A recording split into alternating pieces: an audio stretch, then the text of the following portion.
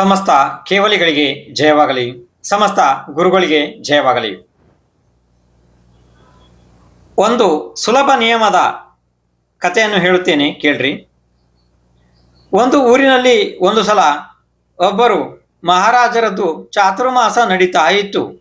ಆ ಸಮಯದಲ್ಲಿ ಅನೇಕ ಶ್ರಾವಕರು ಹೋಗಿ ಅಲ್ಲಿ ವಿವಿಧ ಪ್ರಕಾರದ ನಿಯಮಗಳನ್ನು ತಗೊಳ್ತಾ ಇದ್ರು, ವಿಶೇಷವಾಗಿ ಕಲಿತಾ ಇದ್ರು ಕೂಡ. ಆದರೆ ಒಬ್ಬ ವ್ಯಕ್ತಿ ಏನು ಮಾಡಿದರೂ ಬಸ್ಸಿಗೆ ಹೋಗುತ್ತಿರಲಿಲ್ಲ.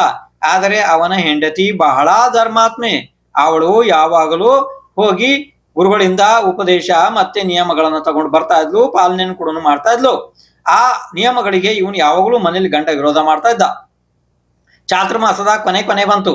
ಒಂದು ಸಲ ಅವನು ಅಲ್ಲಿಗೆ ಹೋದ, ಮಹಾರಾಜರ ಹತ್ರ. ಯಾವುದೋ ಒಂದು ಕಾರಣದಿಂದ ಹೋದ, ಅವನು ಬೇಕು ಅಂತ ಹೋಗಿಲ್ಲ.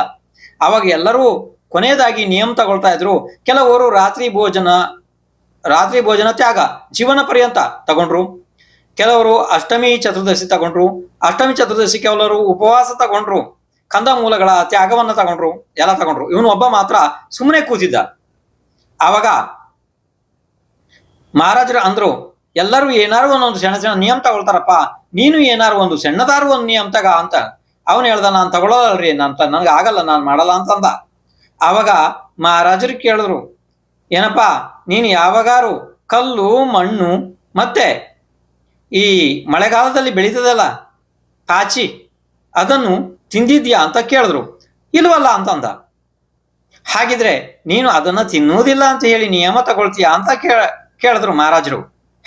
ಅದೇನು, ನಾನೇನು, ಯಾರು ಬೇಕಾದ್ರೂ ತಗೊಳ್ತಾರೆ, ಆಯ್ತು ಮಹಾರಾಜರೇ ಅದೇ ನಿಯಮ ಕೊಡ್ರಿ ನನಗೆ, ಇರ್ಲಿ ಅಂತ ಹೇಳಿ ಹಾಸ್ಯವಾಗಿ ಒಪ್ಪಿಕೊಂಡ.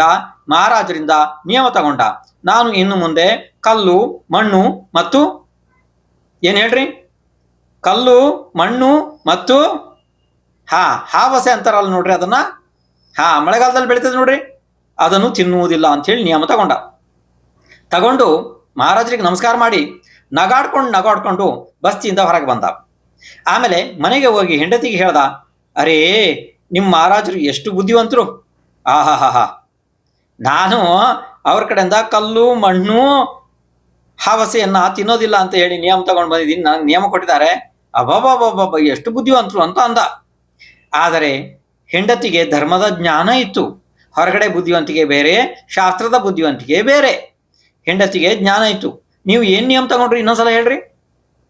ನಾನಾ ಕಲ್ಲು ಮಣ್ಣು ಮತ್ತೆ ಹಾವಸೆ ಅಂದ್ರೆ ಪಾಚಿ ಅದನ್ನ ತಿನ್ನುವುದಿಲ್ಲ ಅಂತ ಹೇಳಿ ನಿಯಮ ತಗೊಂಡೆ. ಹಾಗೆ ಸರಿಯಾದ ನಿಯಮವನ್ನೇ ನೀವು ತಗೊಂಡ್ರಿ. ಹಾಗಾದ್ರೆ ಮಹಾರಾಜರು ನಿಮ್ಗೆ ಸರಿಯಾದ ನಿಯಮವನ್ನೇ ಕೊಟ್ರು ನಿಮ್ಮನ್ನು ನೋಡಿ ಅಂತ.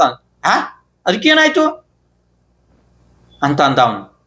ನೋಡಿ, ನೀವು ಕಂಡ ಜಾಗದಲ್ಲಿ ಹೋಟ್ಲುಗಳಲ್ಲಿ ಅಲ್ಲಿ ಇಲ್ಲಿ ಅಂಗಡಿಗಳಲ್ಲಿ ತಿಂತಿರಲ್ಲ, ಇನ್ನೆಲ್ಲ ನಿಮ್ದೆಲ್ಲ ತಿನ್ನೋದು ಬಂದಾಯ್ತು ಅಂತ ಅಂದ್ಲು ಅವಳು. ನಾನು ಹೋಟ್ಲಲ್ಲಿ ತಿನ್ನೋದಿಲ್ಲ, ಗಾಡಿಯಲ್ಲಿ ತಿನ್ನೋದಿಲ್ಲ, ಹಾಗೀಗೆ ನಿಯಮ ತಗೊಂಡಿಲ್ವಲ್ಲ ಅಂತ ಅಂದ ಅವನು ಗಂಡ. ಹಾಗಲ್ಲ, ಅಲ್ಲಿ ಅವ್ರೇನು ಹಿಟ್ಟು ಮಾಡ್ತಾರಲ್ಲ ಅದರಲ್ಲಿ ಕಲ್ಲಿರ್ತದೆ, ಮಣ್ಣಿರ್ತದೆ, ಅವ್ರು ತೊಳೆಯೋದಿಲ್ಲ ಯಾವುದನ್ನು. ತರಕಾರಿಗಳನ್ನ ಸ್ವಚ್ಛವಾಗಿ ತೊಳೆದು ಪಲ್ಯಗಳನ್ನು ಮಾಡುವುದಿಲ್ಲ. ಮತ್ತೆ ಯಾವುದೋ ಎಷ್ಟೋ ದಿವಸ ಎಲ್ಲಾದರೂ ನಿಂತ ನೀರನ್ನ ಯಾವುದಾದ್ರೂ ಟ್ಯಾಂಕ್ನಿಂದ ತಂದು ಅದನ್ನ ಸೋಸದೆಯೇ ಅದನ್ನ ಅವರು ಅಡಿಗೆಗೆಲ್ಲ ಬಳಸುತ್ತಾರೆ. ಅವರು ನೀರು ಸೋಸುವುದಿಲ್ಲ. ಶುದ್ಧ ಜೈನರು ಮಾತ್ರ ನೀರು ಸೋಸುತ್ತಾರೆ. ಅದರಲ್ಲಿ ಹಾವಸೆ ಎಲ್ಲನೂ ಬಂದಿರ್ತದೆ, ಅಂದ್ರೆ ಪಾಚಿ ಎಲ್ಲನೂ ಬಂದಿರುತ್ತದೆ ಅಂತ ವಿವರವಾಗಿ ವಿಸ್ತಾರವಾಗಿ ಅವನಿಗೆ ತಿಳಿಸಿಬಿಟ್ಟಳು.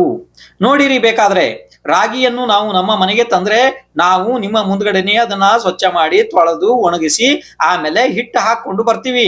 ಆದರೆ ಹೊರಗಡೆ ಅಜ್ಞಾನಿ ಮನುಷ್ಯರು ಅದನ್ನ ಮಣ್ಣು ಸಹಿತನೇ ಹಿಟ್ಟು ಮಾಡ್ಕೊಂಡು ಬರ್ತಾರೆ, ಮಣ್ಣಿನ ಧೂಳು ಇರ್ತದೆ ಅದರಲ್ಲಿ ಅಂತ ಎಲ್ಲ ತಿಳಿಸಿ ಹೇಳಿಬಿಟ್ಲು. ಆವಾಗ ಅವನಿಗೆ ಒಂದು ರೀತಿ ಭಯನೂ ಆಯ್ತು, ಒಂದು ರೀತಿ ಆಶ್ಚರ್ಯನೂ ಅನಿಸ್ತು. ಅರೆ, ನಾನು ಇಂಥದ್ದನ್ನು ತಗೊಂಡು ಬಂದಿದ್ದೀನಿ ಅಂದ್ಮೇಲೆ ಇನ್ನು ಪಾಲನೆ ಮಾಡ್ಲೇಬೇಕಲ್ಲ ಅಂತ ಹೇಳಿ ನಿಧಾನವಾಗಿ ಪಾಲನೆ ಮಾಡ್ಬೇಕು ಅಂತ ಹೇಳಿ ವಿಚಾರ ಮಾಡ್ದ. ನಿಯಮ ಬಿಡೋದ್ ಬೇಡ ಅಂತ ಹೇಳಿ ಆವಾಗ ಅವನ ಹೆಂಡತಿ ಅವನಿಗೆ ಶುದ್ಧವಾದ ಅಡಿಗೆಯನ್ನು ಮಾಡಿ ಹಾಕೋದಿಕ್ಕೆ ಪ್ರಾರಂಭ ಮಾಡಿದ್ಲು. ಅವನು ಹೋಟೆಲ್ನಲ್ಲಿ ಗಾಡಿಯಲ್ಲಿ ತಿನ್ನೋದನ್ನ ಬಿಟ್ಟುಬಿಟ್ಟ. ಹೀಗೆ ಆಗ್ತಾ ಅವನ ಪರಿಣಾಮ ಕೂಡ ಶುದ್ಧ ಆಗ್ತಾ ಬಂತು. ಯಾಕೆಂದ್ರೆ ಶುದ್ಧವಾದ ಆಹಾರವನ್ನ ತಿಂದ್ರೆ ಪರಿಣಾಮ ಅಂದ್ರೆ ಜೀವದ ಸ್ವಭಾವ ಕೂಡ ಶುದ್ಧ ಆಗುತ್ತಾನೆ ಬರುತ್ತದೆ. ಶುದ್ಧ ಆಗ್ತಾ ಆಗ್ತಾ ಆಗ್ತಾ ಒಂದು ದಿವಸ ಅವನು ದಿಗಂಬರ ಮುನಿ ದೀಕ್ಷೆ ತಗೊಳ್ಳೋದಿಕ್ಕೆ ಯೋಗ್ಯ ಆದ ಆ ವ್ಯಕ್ತಿ. ನೋಡು, ಇದು ಸಣ್ಣ ನಿಯಮದ ಪಾಲನೆಯ ಇಷ್ಟು ದೊಡ್ಡ ಮಹತ್ವಪೂರ್ಣ ಲಾಭ.